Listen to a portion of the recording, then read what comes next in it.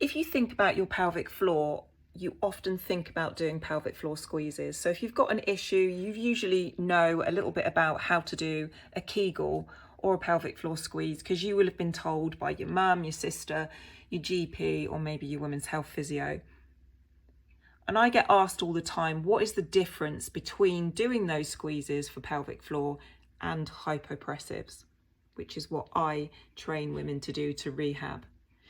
The first thing is, pelvic floor squeezes target just the pelvic floor. And you might say, well, why is that a problem? Because that's where I have leakage or that's where I have a prolapse.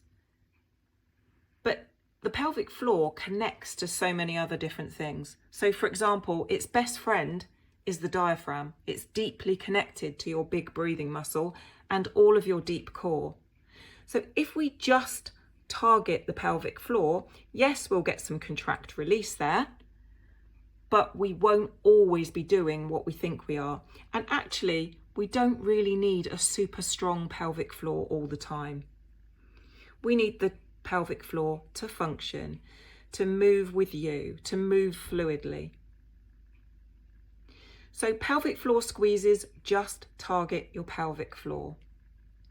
Hypopressives target all of you. Through the breathing, we're getting the diaphragm working better and restoring the relationship with the pelvic floor and the deep core muscles.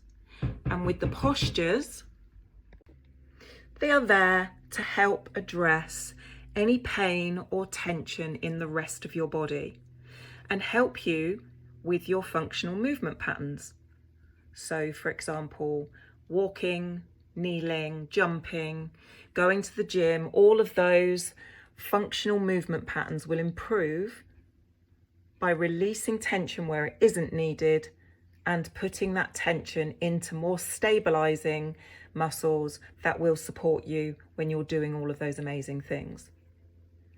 So the key difference is that hypopressives works on the whole of you, addressing all of those little problems, improving your posture, keeping you taller, keeping your movement better, as well as helping with your pelvic floor dysfunction if you have any.